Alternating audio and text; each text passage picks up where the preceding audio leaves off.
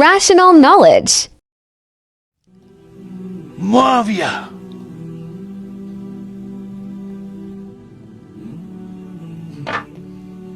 तुम्हें 2 लिबास और पेट भर के खाने से ज्यादा क्या चाहिए? अम्बाले गनीमत खलीफा और उनके मुतवल्लियों के पास क्या कर रहा है? अपनी जाती सरवत की तरक्की, इस भूखी उम्मत की खुशहाली या आबादी के लिए खर्च हो रहा है? सर अबू जर गिफारी रज़ियल्लाहु तआला अन्हु के तो हालात बयान करने के लिए बड़ा पत्थर का दिल चाहिए, इतने सोजो गुदास वाली जिंदगी। हाँ, जामिया तिर्मिज़ी में हदीस है, नबी सल्लल्लाहु अलैहि वसल्लम ने इरशाद फरमाया कि इस नीली छतरी के नीचे अबू जर गिफारी से सच्चा इंसान कोई नहीं। कौन कह रहा है? नबी सल्लल्लाहु अलैहि वसल्लम, जो खुद सादिक और अमीन। और जामिया तिर्मिज़ी में एक और हदीस है, नबी अलैहिस्सलाम ने फरमाया कि अबू जर गिफारी से बढ़कर कोई अहद वफा करने वाला और ज़ुहद में मेरी उम्मत में नहीं है। ये मेरी उम्मत में ईसा इब्ने मरियम की मिसल है, अबू जर गिफारी। और ईसा इब्ने मरियम वो है जिनके बारे में रवायतों में आता है कि वो दुनिया से इतने जाहिद थे कि वो बर्तन में पानी भी नहीं पीते थे। वो कहते थे ये दुनिया का माल है, अपने हाथों में पानी पिया करते थे। यानी दुनिया को 3 तलाकें दी हुई थी। तो नबी अलैहिस्सलाम फरमाया मेरी उम्मत में सैयदना ईसा इब्ने मरियम की मिसल ज़ुहद में अबू जर गिफारी है। ये लफ्ज है अबू जर गिफारी, गफ्फारी नहीं है लफ्ज, गिफारी जेर है और फा के ऊपर तशदीद भी नहीं है। तो अबू जर गिफारी रज़ियल्लाहु तआला अन्हु अलैहि सलाम नबी अलैहिस्सलाम के लाडले असहाब में से थे। सही बुखारी में इनके कबूल इस्लाम का पूरा वाकया मौजूद है। इन तक जब दावत पहुंची कि इस तरह एक पैगंबर आए हैं मक्के की सरजमीन में जिन्होंने दावा नबूवत किया है, तो ये इन्होंने पहले अपने भाई को भेजा कि खैर खबर लेके आओ। तो उन्होंने बताया हाँ इस तरह एक शख्स है। फिर ये खुद रखते सफर बांध के नबी सल्लल्लाहु अलैहि वसल्लम की खिदमत में हाजिर हुए मक्का शरीफ में। तो सही बुखारी में आता है कि ये गए यानी मक्का शरीफ में। अब डर भी रहे थे, मैं क्योंकि इनको पता था कि नबी इस्लाम की मुखालफत भी बहुत ज्यादा है कि अगर मैं किसी से नबी इस्लाम के बारे में पूछा तो हो सकता है मेरे साथ कोई ऐसी एक्टिविटी परफॉर्म ना कर दे। तो ये हरम मक्का में इन्होंने डेरा डाल लिया और कहते हैं मैं जितने दिन वहां रहा ना तो आबे जमजम ही पीता था। जब मेरी खजूरें खत्म हो गई, जमजम खाने का काम भी करता था और पीने का भी, जमजम ताकत वाला पानी। तो कहते हैं सबसे पहले मेरी जिस शख्स से मुलाकात हुई वो सैयदना अली इब्ने अबी तालिब रज़ियल्लाहु तआला अन्हु अलैहि सलाम। तो कहते हैं हजरत अली ने जब मुझे ऑब्जर्व किया ना तो मुझे अपने साथ घर ले गए कि परदेसी है, खाना शाना खिलाया, रात ठहराया। कहते हैं ना उन्होंने मुझसे पूछा कि किस लिए आए हो, ना मैंने उनको बताया। ये मैं आपको अखलाकियात बता रहा हूं कि दावत का काम कितना ठंडे करके करना पड़ता है। आप तो कहते हैं पहले दिन ही किसी को रफल ईदैन शुरू करवा दें, इतना आसान नहीं होता ये। तो दूसरा दिन भी इसी तरह गुजरा, तीसरा दिन भी। तो 3 दिन के बाद अबू जर गिफारी ने खुद हजरत अली पे एतमाद किया और उनको अंदाजा हुआ कि ये बड़ा, तो उन्होंने कहा मैं यानी एक, और हजरत अली ने भी एक्सपोज नहीं किया कि मैं नबी इस्लाम के करीबी लोगों में से हूं। तो उनका कि मुझे तुम एक अच्छे इंसान लगे हो तो मैं इस काम के लिए आया हूं, तो तुम मुझे गाइड करो मोहम्मद इब्ने अब्दुल्ला के बारे में, मैं उनसे मिलना चाहता हूं सल्लल्लाहु अलैहि वसल्लम। तो सैयदना अली ने कहा कि वाकई वो तो अल्लाह के पैगंबर हैं और इस तरह। तो फिर वो हजरत अबू जर गिफारी को नबी इस्लाम के पास ले गए। नबी इस्लाम के पास थोड़ी देर बैठे, उन्होंने इस्लाम कबूल कर लिया और सर इस्लाम क्या कबूल किया, इतना आला दर्जे का ईमान। नबी इस्लाम फरमाया तुम अपने कबीले में वापस चले जाओ, जब मक्के में हमारा गलबा होगा या कोई अल्लाह ताला राह निकालेगा, अभी तो जो भी इस्लाम कबूल करता है उसकी फैंटी लगती है, तो मैं कोई ना कोई तुम्हें मतलब बता दूंगा, अभी तुम अपना ईमान पोशीदा रखो, अपने इलाके में चले जाओ। उनका या रसूलल्लाह ऐसे नहीं हो सकता। वो जनाब आगे मक्के खाने काबे के अंदर आके उन्होंने कहा मैं गवाही देता हूं कि अल्लाह एक है और मोहम्मद सल्लल्लाहु अलैहि वसल्लम उसके रसूल है। तो मुशरिकीन अरब उन पे टूट पड़े, खूब मारा। حتیٰ کہ عباس بن عبد المطلب جو اس وقت تک مسلمان نہیں ہوئے تھے، نبی علیہ السلام کے چچا تھے، لیکن چونکہ بنو ہاشم سے تھے اور بنو ہاشم آپ کو پتا ہے متولی تھے کعبہ شریف کے، انہوں نے اپنے آپ کو ابو ذر غفاری کے اوپر گرا لیا کہ تاکہ ان کو کوئی مارے نہ. انہوں نے کہا تمہیں پتہ نہیں ہے قبیلہ یعنی غفاری قبیلے سے تعلق رکھتا ہے تو اس کے قبیلے کے لوگ آ کے یہاں پہ لڑائی کریں گے ہم سے. کیونکہ قبائلی سسٹم تھا نا، اس میں یہ نہیں دیکھا جاتا تھا کہ اس کا مذہب کیا ہے، پہلے نمبر پہ دیکھا جاتا ہے یہ ہمارے قبیلے کا ہے، تم نے ہمارے قبیلے کے بندے کو مارا، تمہیں نہیں چھوڑیں گے. اسی وجہ سے آپ دیکھیں نا، بنو ہاشم اسلام قبول نہ کرنے کے باوجود نبی علیہ السلام کی پشت میں تو کھڑے رہے نا، اور یہ پہلے بھی ہوتا رہا. قرآن حکیم میں آتا ہے نا کہ شعیب علیہ السلام کی قوم کیا کہتی ہے، اے شعیب اگر تیرا قبیلہ تیرے ساتھ نہ ہوتا کب سے تیرا کام کر چکے ہوتے. اس لیے انبیاء ڈومیننٹ قبائل میں آتے ہیں جو شریف النفسی والے ہوتے ہیں، جن میں ایک سسٹم ہوتا ہے پورا. تو اور پھر جو ہے نا وہ اگلے دن پھر ابو ذر غفاری نے اس طرح کلمہ پڑھا، پھر ان کی پٹائی ہوئی، پھر حضرت عباس نے ان کو بچایا اور پھر وہاں سے یعنی وہ چلے گئے. یہ پوری حدیث صحیح بخاری میں ہے، اور بلکہ بخاری میں پورا ایک چیپٹر ہے ابو ذر غفاری کے اسلام لانے کا واقعہ. امام بخاری نے ابو ذر غفاری کا پروٹوکول یہ رکھا ہے کہ اسلام کا پورا چیپٹر بنایا ہے ابو ذر غفاری کے اسلام لانے کا واقعہ. باقی یہ درویش صفت آدمی تھے اور دنیا کو 3 طلاقیں دی بھی، اور وہ اس لیے کہ انہوں نے نبی علیہ السلام کو بڑا کلوزلی آبزرو کیا تھا. نبی علیہ السلام کی جتنی احادیث دنیا سے زہد اور دنیا پرستی کی مذمت پہ ہے نا، اکثر احادیث کے راوی ابو ذر غفاری. چونکہ انہوں نے نبی علیہ السلام کو بڑا کلوزلی آبزرو کیا تھا تو اس لیے وہ صحابہ کرام پہ جب دنیا کے خزانے کھول دیے گئے، اور بعض اصحاب اور بعض تابعین میں انہوں نے جب دنیا کی محبت میں غلبہ اور عیاشی کا لیول دیکھا تو ان سے برداشت نہیں ہوتا تھا. انہوں تو نبی علیہ السلام کی صحبت کی ہوئی تھی.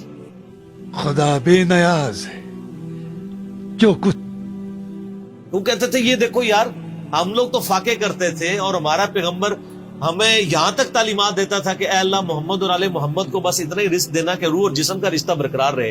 یہ حدیث بخاری و مسلم میں ہے، اور بخاری و مسلم میں حدیث ہے حضرت عمر کو نبی علیہ السلام نے ڈانٹتے ہوئے کہا جب وہ چٹائی کے نشان دیکھے، ان کا یا رسول اللہ رو پڑے کہ کیسر و کسرا تو دنیا کے مزے لوٹ رہے ہیں اور آپ اللہ کے نبی. تو آپ فرمایا کہ تم اس پہ خوش نہیں کہ وہ دنیا کے مزے لوٹیں اور تم آخرت کی سعادت لوٹو؟ اور لگتا ہے عمر تم پہ دنیا کی حقیقت آج بھی نہیں کھلی. جن لوگوں کے سامنے یہ ساری چیزیں تھیں، جن لوگوں نے نبی علیہ السلام کا وہ پیریڈ دیکھا تھا، پھر ان کو یہ بھی پتا تھا کہ بخاری و مسلم میں نبی علیہ السلام کے جو آخری خطبات میں سے شہدائے احد کے اوپر جو نماز جنازہ آپ نے 8 سال بعد پڑھی، اور وہاں پہ آپ نے جنازے یعنی ادھر قبرستان میں خطبہ دیا عبرت کے لیے، اور اس میں کئی چیزیں تھی. ایک تو یہ تھی کہ یہ یہاں پہ وہ لوگ دفن ہیں جنہوں نے اسلام کے لیے قربانی دی ہے اور ان کا پھل تم نے کھانا ہے. وہ دنیا سے اسی طریقے سے گئے ہیں، کفن میں نہیں دیا گیا کئی لوگوں کو. نمبر 2، اسی میدان میں مال غنیمت سمیٹنے کی وجہ سے ایک فتح شکست میں بدل گئی تھی، جبکہ اللہ کے نبی بھی موجود تھے. اللہ نے اس کا بھی لحاظ نہیں کیا اور وہ فتح شکست میں بدل گئی کہ انہوں نے مال غنیمت لپیٹنے میں نبی علیہ السلام کی حکم عدولی کر دی، تو تاکہ بعد میں یہ معاملہ نہ ہو. تو آپ کا خطبہ بخاری مسلم دونوں میں آپ نے فرمایا کہ، اور حضرت عقبہ ابن عامر کہتے ہیں میں نے آخری دفعہ نبی علیہ السلام کو ممبر پہ اسی دن دیکھا تھا. آپ نے فرمایا کہ میں اللہ کی قسم اپنے حوض کوثر کو اس وقت دیکھ رہا ہوں، اللہ نے دکھا دیا. اور آپ نے فرمایا کہ مجھے یہ خطرہ نہیں ہے کہ تم میرے بعد شرک کرنے لگو، لیکن مجھے ڈر ہے کہ تم دنیا کے مال میں پھنس جاؤ گے اور پھر تم ایک دوسرے کو قتل کرو گے جس طرح اگلی قوموں نے کیا، اور تم بھی تباہ و برباد کر دیے جاؤ گے جس طرح اگلے. اس سے زیادہ کیسے آپ ڈر سناتے؟ اب یہ ساری چیزیں موجود تھیں.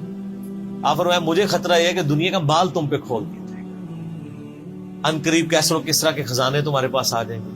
جو بخاری مسلم میں آتا ہے نا کہ نبی علیہ السلام نے کہا کہ مجھے اللہ نے 2 خزانے عطا کر دیے، ٹھیک ہے، زمین کی خزانوں کی چابیاں، اور جس سے وہ بریلویوں نے کچھ اور ہی قیدا بنا لیا.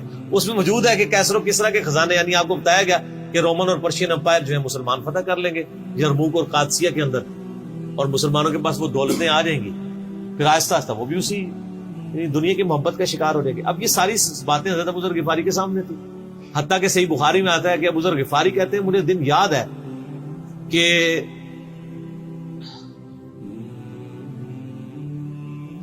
نبی علیہ السلام نے فرمایا کہ ابو ذر وہ احد پہاڑ دیکھ رہے، تو کہتے ہیں میں نے احد پہاڑ کی طرف دیکھا اور میں یہ سوچ رہا تھا کہ ابھی مجھے آپ کسی کام کے سلسلے میں وہاں بھیجیں گے.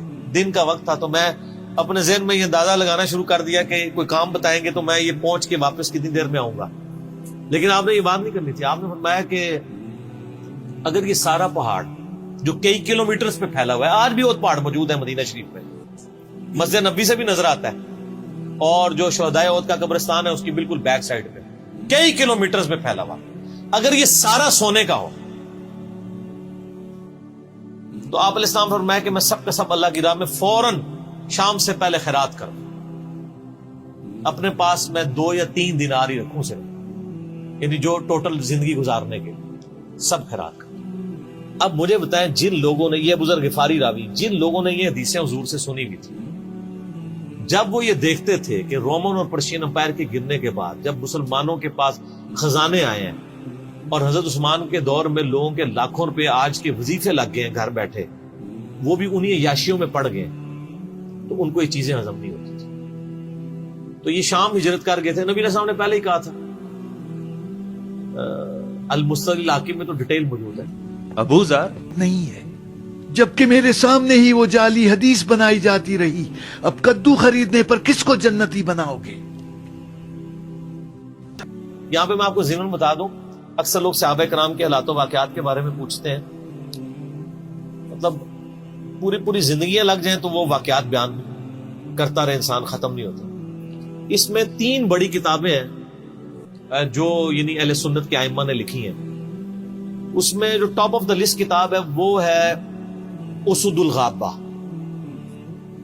امام ابن اثیر المتوفا 630 ہجری نے 8000 صحابہ کے حالات و واقعات جمع کیے ہیں اس کے اندر. یہ اردو میں ترجمہ ہو چکا ہے شرح کے ساتھ. اس کی شرح لکھی ہے الاصابہ امام ابن حجر اسقلانی نے، المتوفا 852 ہجری. 8000 صحابہ کے حالات و واقعات، یہ سب سے بڑا ذخیرہ ہے ہمارے پاس. اسد الغابہ کی شرح الاصابہ، اور ایک اور کتاب ہے امام ابن عبد البر المتوفا 463 ہجری الاستیاب، ان کی کتاب. اب وہ ابھی اردو میں ٹرانسلیٹ نہیں ہوئی ہے. اور اس کے علاوہ فضائل صحابہ جو چیپٹر ہے بخاری میں، مسلم میں، وہ آپ کو چند ایک واقعات ملیں گے. ڈیٹیلڈ آپ کو المستدرک للحاکم میں جو 4تھی اور 5ویں جلد ہے نا، جو اردو ترجمے والی بریلویوں نے چھاپی ہے، وہ تو ساری ہے ہی صحابہ کرام کے بارے میں، اور ڈیٹیلڈ حالات ہیں. ابو ذر غفاری کے بارے میں بھی آپ کو آلموسٹ جتنی میں حدیثیں بیان کر رہا ہوں آپ کو مل جائیں گی. اس میں یہ حدیث نبی علیہ السلام نے، یعنی یہ حدیث ہے المستدرک للحاکم میں صحیح سند سے، کہ فرمایا آپ علیہ السلام نے کہ ابو ذر تیرا کیا حال ہوگا جب تو بھوسا لوگوں میں رہ جائے گا. اور آپ نے یوں انگلیاں ڈالی. اور ابو ذر غفاری کا انتقال 32 ہجری میں ہوا ہے حضرت عثمان کے دور میں. یہ بات عبداللہ بن عمر بن عاص کے بارے میں نہیں کہی تھی؟ وہ بھی ہے، وہ تو صحیح بخاری میں ہے. عبداللہ بن عمر بن عاص کو نبی علیہ السلام نے فرمایا تھا کہ تو بھوسا لوگوں میں رہ جائے گا. سیم الفاظ حضرت ابو ذر غفاری کے بارے میں حاکم میں ہے. آپ مستدرک الحاکم کا چیپٹر کھولیں. وہ تو یزید کے دور تک گئے تھے نا، یہ حضرت عثمان غنی کے دور میں بہت ہوئے. یعنی حضرت عثمان غنی برے نہیں تھے نعوذ باللہ، یعنی ان کے دور میں عیاشی کا لیول لوگوں کا یہ ہو گیا تھا. تو یہ یعنی اس میں پھر حدیث میں الفاظ ہیں نبی علیہ السلام سے، پھر انہوں نے کہا یا رسول اللہ میں کیا کروں، تلوار اٹھا لوں؟ آپ فرمایا صبر کرنا اور اپنی زبان سے تم حق بات کی تلقین کرتے رہنا، پھر آپ کو حاکم میں ملے گا. نبی علیہ السلام فرمایا کہ ان قریب تمہیں مدینے سے نکال دیا جائے گا، شام چلے جاؤ گے وہاں سے بھی نکال دیا جائے گا. اور سارے ایک بڑی دردناک حدیث ابو ذر غفاری کے پاس، وہ حاکم میں ہی ہے، المستدرک الحاکم میں.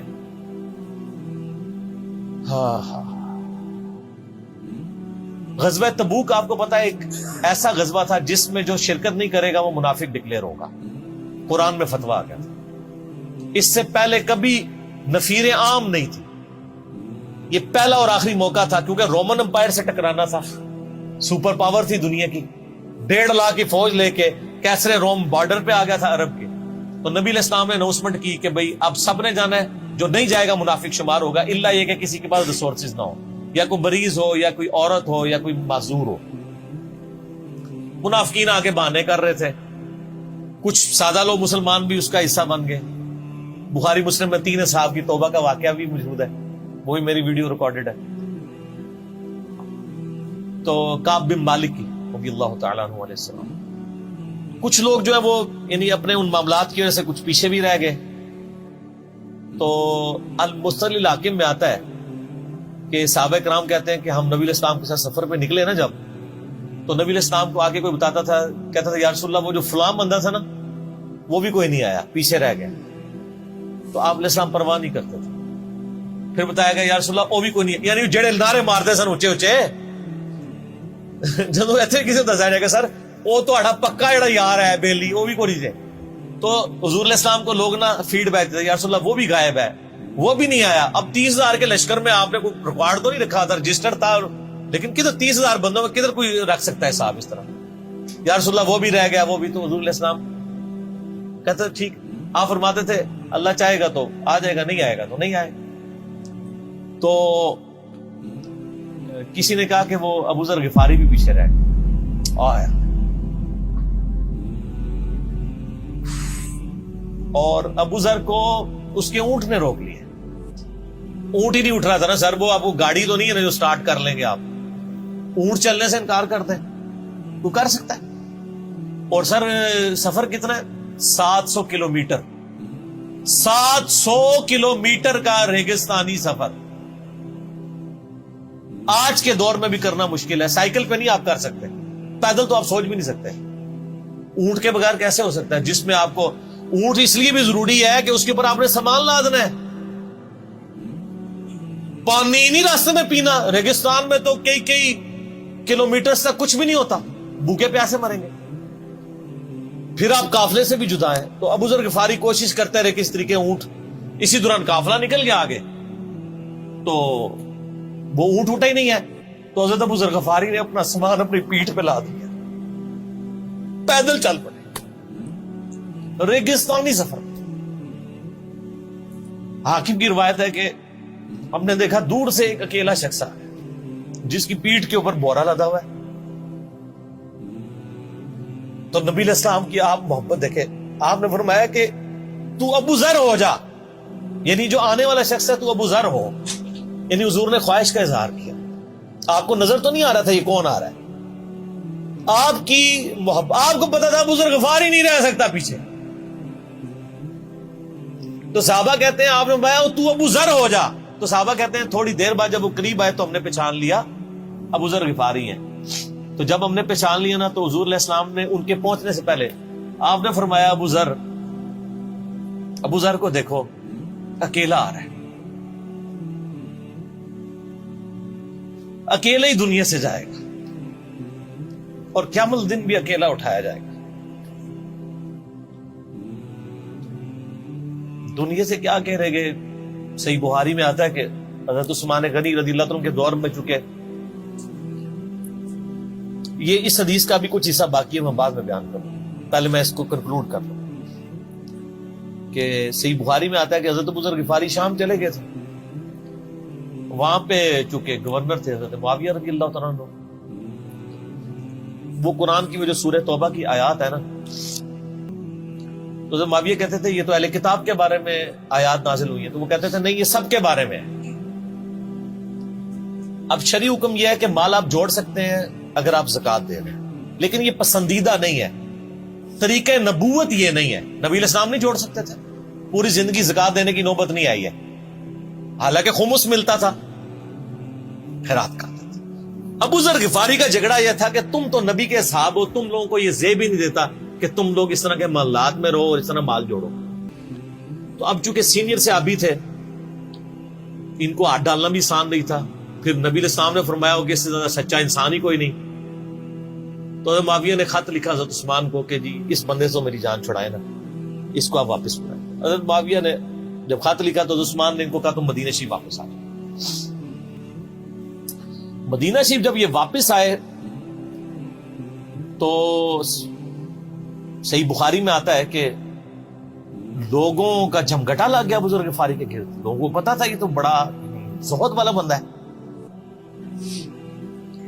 تو ابو ذر غفاری وہی حدیثیں سنایا کرتے تھے کہ حضور نے فرمایا یہ پہاڑ سونے کے برابر ہو تو میں خیرات کر دوں گا. جبکہ باقی صاحب کہتے تھے کہ مال جوڑنا جائز ہے اگر زکات کوئی دیتا رہے. وہ یہ کہتے تھے کہ یار یہ تم لوگوں کو تو زیب نہیں نہ دیتا یار, تم لوگ تو یہ باتیں نہ کرو, تم لوگ نبی کی صحبت یافتہ ہو, تم لوگوں کو تو زہد ہونی چاہیے تم لوگوں کی زندگی میں. اب لوگوں کا ہجوم ان کے گرد لگ گیا اور پھر حضرت عثمان نے ان کو خلیفہ وقت بلایا اور کہا کہ یار تو خود ہی مدینہ شریف چھوڑ کے یہاں سے چل جا, تیری وجہ سے فتنہ کھڑا ہو. حضرت عثمان نے کہا میں نے تو نبی علیہ السلام سے سنا تھا کہ حکمرانوں کی اطاعت کرنا, صبر کر لینا. تو ایک زبدہ نامی کا ایک گاؤں تھا مدینہ شریف کے پاس, شہر سے ہٹ کے, تو وہ پھر وہاں پہ ہجرت کر گئے. آپ دیکھیں ریونج کیسا تھا, لوگ کتنے ڈرے ہوئے تھے کہ ابو ذر اپنی بوڑھا شخص 80-90 سال کا بابا اپنی ایک بڑھیا بیوی کو لے کے اس عمر میں شہر بدر ہو رہا ہے اکیلا. آج نہیں آپ سوچ سکتے کسی جگہ آپ اکیلے جا کے پڑاؤ کریں, کسی بیابان کے اندر, ریگستان کے اندر. اس زمانے میں آپ سوچ رہے, آج کل بھی آپ مدینہ شریف کے گر چلے ہیں تو آپ وہاں نہیں ایک رات بھی گزار سکتے. تو کوئی شخص حضرت ابو ذر غفاری کو سی آف کرنے نہیں آیا سوائے حضرت علی کے, اور وہ بھی مدینے کی باؤنڈری تک آئے.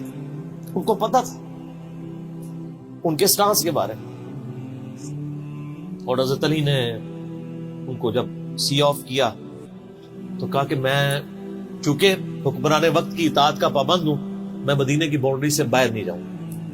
اگر مجھے کوئی اس طرح کا یعنی حکم اجازت مل جاتی تو میں تیرے ساتھ جاتا.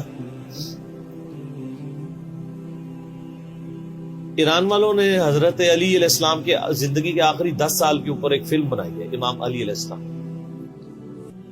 اس میں ابو ذر غفاری کے سارے واقعات انہوں نے فلمائے ایسے دیکھنے والے. جب مولا علی چھوڑنے آتے ہیں, پھر جو ان کی ڈیبیٹس ہوتی ہیں مدینہ شریف میں لوگوں کے ساتھ, وہ ساری انہوں نے ویڈیو میں فلما دی. پھر یہ چلے گئے وہاں پہ رہنے شروع ہو گئے. اب اس حدیث کی طرف حاکم کی روایت میں آتا ہے ابو ذر غفاری کی موت کا وقت قریب آ گیا, صرف بیوی ہے پاس.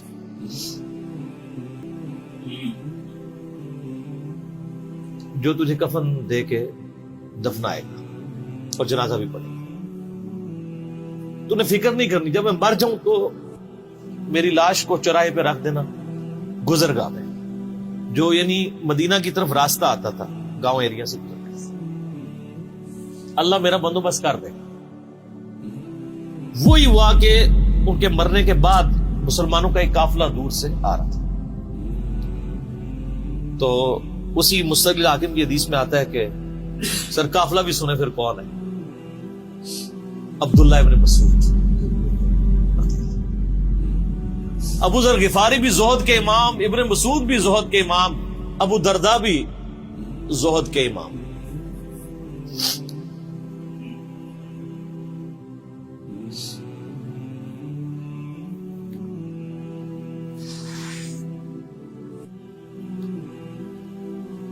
ابن مسعود رضی اللہ تعالیٰ عنہ جب وہاں پہ رکے, ان کو تو نہیں پتا تھا یہ کون ہے, تو انہوں نے کہا بی بی کیا وہ؟ ان کا میرا خامند مر گیا ہے. ان کا یہ کون ہے؟ تو انہوں نے کہا ابو ذر غفاری. عبداللہ ابن مسعود کی چیخ نکل گئی, چیخ ماری انہوں نے. ان کا واہ. اللہ کے نبی نے فرمایا تھا کہ ابو ذر اکیلا آ رہا ہے تبوک کے موقع پہ, دنیا سے بھی اکیلا جائے گا, اور قیامت دن بھی اکیلا اٹھائے گا. یعنی اب اسی سرزمین سے ہی اس نے اٹھنا ہے نا, ہر بندے نے اپنی قبر سے اٹھنا ہے. یعنی وہ مسلمانوں کے قبرستان میں بھی دفن نہیں. ایک یہ جو مزار کی رٹ لگائے پھرتے ہیں, میں ان سے پوچھتا ہوں تمہارے بابوں کی کیا اوقات ہے؟ ابو ذر غفاری کا مزار دکھاؤ کدھر.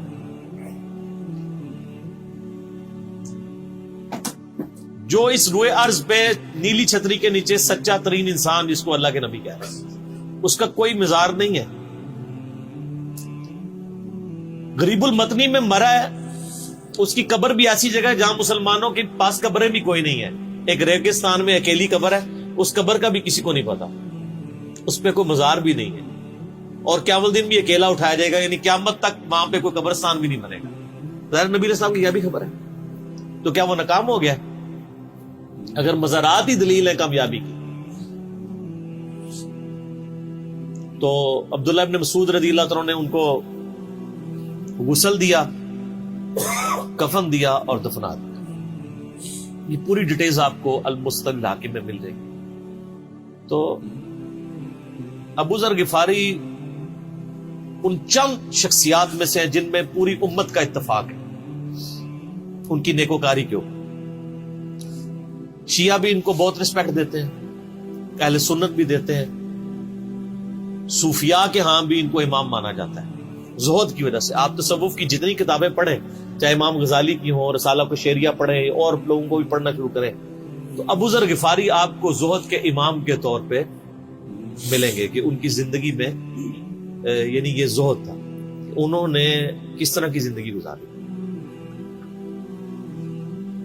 سر لوگ مجمع میں مرتے ہیں، ان کو یاد کوئی نہیں کرتا، اور ابو ذر غفاری کو آج بھی دنیا یاد کر رہے ہیں، ہم بھی یاد کر رہے ہیں رضی اللہ تعالی علیہ السلام۔ اللہ تعالیٰ قیامت والے دن ہمیں ایسے نیکوکار لوگوں کا ساتھ نصیب فرمائے، آمین۔